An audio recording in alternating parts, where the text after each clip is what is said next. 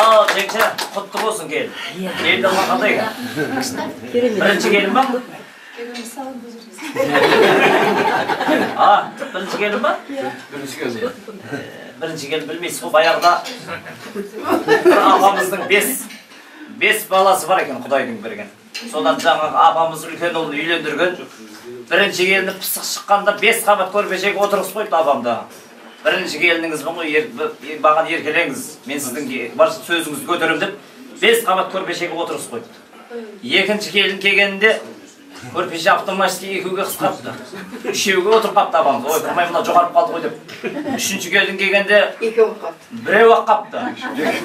Сөйтіп сол апамыз бір күні тадыршысымен жолыққанда 4-5 келіннен кейін жолықса айтады дейді ғой. Ой, тұрмай, бірінші келін алдым, 5 қабатта отырдым.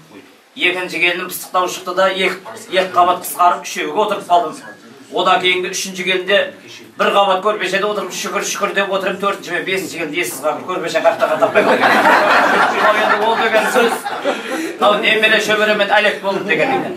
Мынау өзбек ағайындарда жалпы осы шырайлы Шымқалаға оңтүстікке жақын өзбек ағайындарда жақсы бір мақал бар екен, Дәурен аға, Дарын аға. Бала өсәді, кетәді, немере түбіңе етәді деген. Сол мақалды Құдай қаласа мен сіздерге жақсы жағына тілегім келіп тұр. Құдай қаласа балдарыңыз өсті кетті. Енді сол немере, шөбере, шөпшектің қызығын көруді Алла сіздерге нәсіп етсін деген жақсы ниет бар. Енді мынау жеңшеміз бүгін кухняны тапсырып жатыр екен. Тапсырса да бұл кісі енді ұмытпайды ғой енді. Баяғыда бір кісілер пенсияға шығып кетсе де жұмысына барып алса, сонда хабарлап тұрады екен. Сол ұзақ жеңшем әлгі Құдай күш қуат берсін. Бір келінге сеніп отпайды бұл кісі. Көзіне көріп тұр ғой бұл кісінің. Жақсы адамның жүзінен көруге болады дейді. Жүзіңіз мына әдемі. Бүгін құдамдалы болып отырсыздар. Құдай қаласа осы елдің де сіздер төріне шығуды Алла нәсіп етсін дейміз. Осы жылдың аяғына қарай бесік алдырыңыздар Құдай қаласа.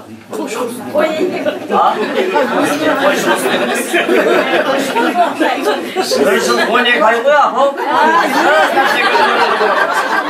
Тем более қоян жылы деп айтқан. Қуаныштарыңыз құтты болсын. Алла қуаныштан қойдан айырмасын. Алланың бұйыртқан күні әйтеуір. Осы біресе Нұрсатта, біресе әйтеуір Папуба, жан-жақтар адамдар бәрін білемін мен. Өйткені жаңа қазір адамдар выписка дей ма не дейді? 2 ай жүреді, 2 айдың жанында біз өмір серге кем жүреміз. Ойқана барамыз. Бүкіл адамдар қай есіктен, қай тесіктен шығарады түгел білеміз алға. Ойықтан да апшығайық деген ниет бар. Егіз-егізден Құдай қаласа көп егіздер. Мен Дәурен ағаммен биікте таутылға болып шалқайыңдар. Осындай Құда жекжат ағайын туысын бар деп мақтанып марқайыңдар. Олық болмай мың жасап ұрпағыңмен Құдай қаласа ағамен бір жаста қартайыңдар деген жақсы ниетім бар. Әумин дейік. Бірақ қол соқпайыңыздар. Жеңше келін құтты болсын. Бүгін мына келін алып, қолыңыз ұзарып, тіліңіз қысқарған.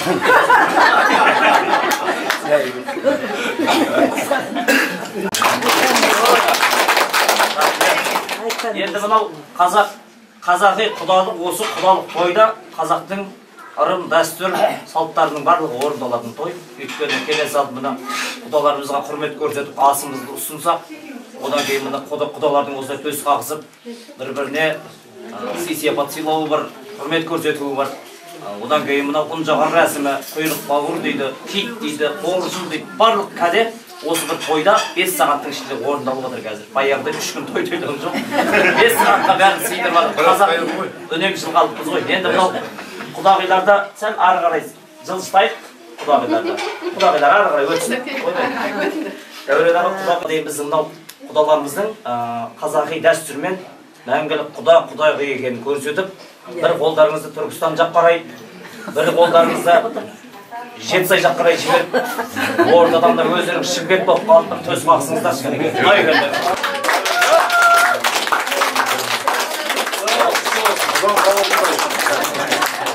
Жұттарың жазылмасын, құтты болсын жан. Құларында бір жақ ет қылма, кесекті шығар.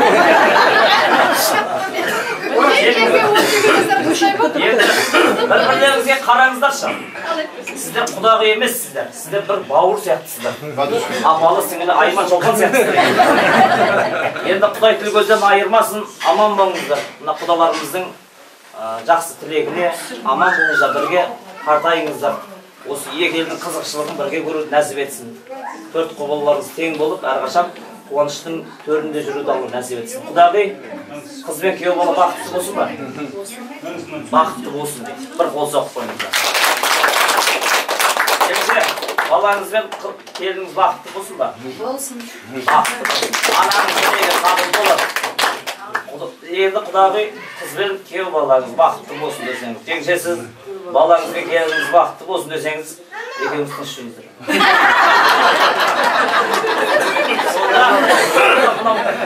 Сонда екі елде жастарымызда бақытты болады деген ұйғат бар. Бірақ енді мен бүгін сіздерді қарап тұрсам, құдағи деп айтуға аузым бармайды, әлі құдаша сияқтысыздар.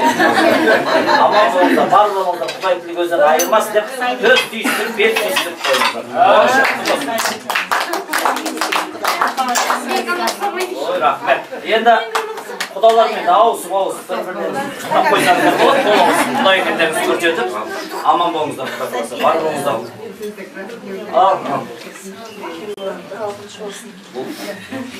Ой, рахмет, міне. Құдар деген қандайды, осындай мына жақсылықты жалғайды. Енді мынау құрметті құдаларымыз, енді мына төрде отқан апаларымыз бар, әпкелеріміз бар, барлықтарыңызға басымыз дейміз, құрметтейміз. Төрде отқан құда көкелеріміз бар, аман болыңыздар. Біздің енді күйеу бала көрсету деген жақсы бір салт бар. Сол күйеу бала көрсету рәсімін жасап, ортамызға біздің жастарымызды алдырайық. Күйеу бала қайда? Нұржан, Жасмина. Міне күйеу бала. Жасмина, міне күйеу бала. Қос, жеңге сақ келді ма? Ой десеңіз бойы бар, ой десеңіз бойы бар, бір десеңіз бойы бар. Жеңгесі ма? Білмеймін ғой. Мен салонда ғой кешегі. Карантинде той істеп милицияға ұстап қаламын, соған көрсін.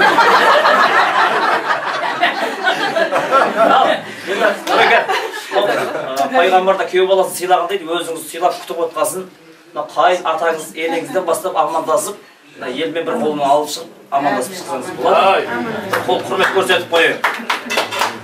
Ой, мына енесін сүйді ғой, болды ғой.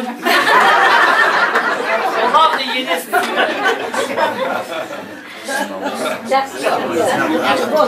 Апалға көйметтеді батсақтан. Мейлі, аман болсын, Нұреке. Құдай қаласа бақытты болыңыздар.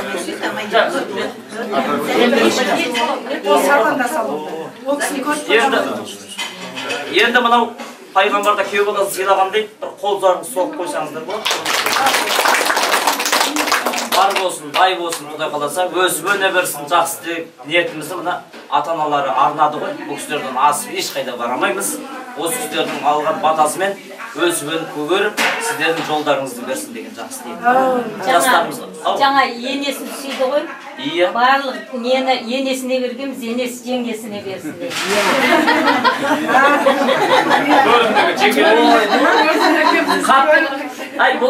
Соны білгендей бәріміз соған жинап келдік қой. Оны білгенде мен өзіме қапшыға салып.